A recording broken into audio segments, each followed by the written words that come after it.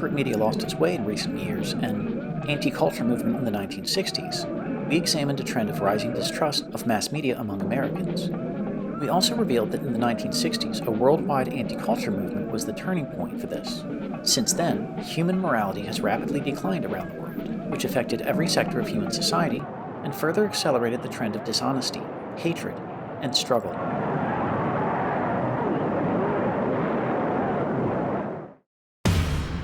Who orchestrated these worldwide anti-culture movements?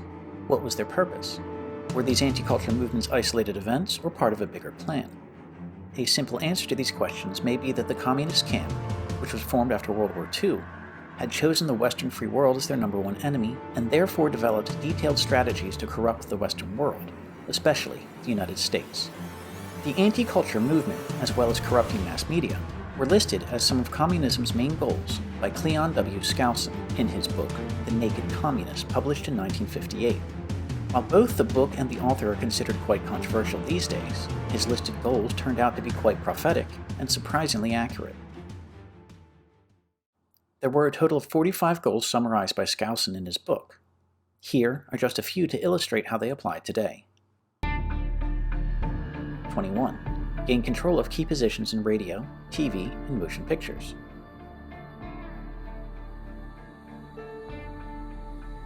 22. Continue discrediting American culture by degrading all forms of artistic expression. An American communist cell was told to eliminate all good sculpture from parks and buildings, substitute shapeless, awkward, and meaningless forms.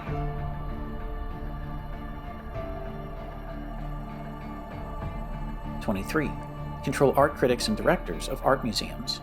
Our plan is to promote ugliness, repulsive, meaningless art.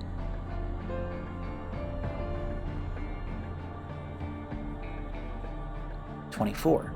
Eliminate all laws governing obscenity by calling them censorship and a violation of free speech and free press.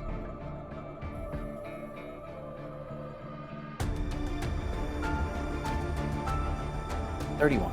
Belittle all forms of American culture and discourage the teaching of American history on the ground that it was only a minor part of the big picture.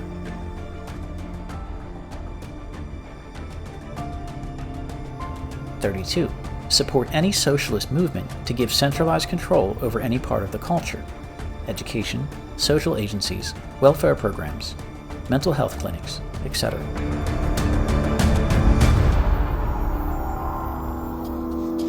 Many people in the world naively and prematurely thought that the collapse of the communist regimes in Eastern Europe marked the end of the half-century-long Cold War between free market countries and the communist camp. The sad truth, however, is that a mutated communist ideology has taken root and entrenched itself around the planet. 30 years after the Berlin Wall and Soviet Union crumbled, China, led by the Chinese Communist Party, or CCP, has gained global influence which is unprecedentedly strong and is ranked number 2 in the world both economically and militarily.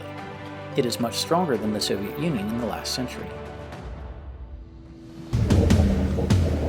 There are many experts and thought leaders in the West who clearly recognized what the communist camp had done, as well as their strategies on how to defeat the US and Western countries to achieve their final goal of ruling the world.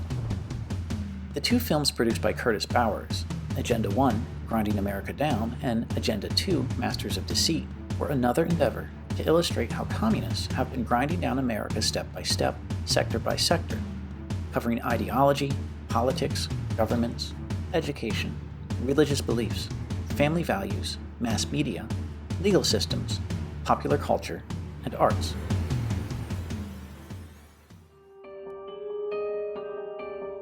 We revealed previously that the 1960s anti-culture movement aiming to corrupt human morality was only a part of a huge plan set by the communists. What is communism? The Communist Manifesto tells us in its opening sentence. It states, "A specter is haunting Europe, the specter of communism." Its goal is ruling the world with communist ideology. In the last century, they exploited violent forces by killing hundreds of millions of innocent people in the East. In the West, they infiltrated quietly and transformed Western capitalism gradually into socialism, the precursor of communism claimed in the Communist Manifesto. The success of their efforts can be seen in terms of the corruption of mass media. More recent surveys also showed that roughly half of millennials have a positive view of socialism. For the baby boomers, About a quarter held a positive view of socialism, suggesting they remember socialism's effects on the world in the 20th century. The plan for communists to destroy the Western world was a huge one, and their goals were so detailed that they touch every corner of Western society, while their achievements have been astonishing. We will further explore their plans and goals to understand better how communism is ruling our world in future videos.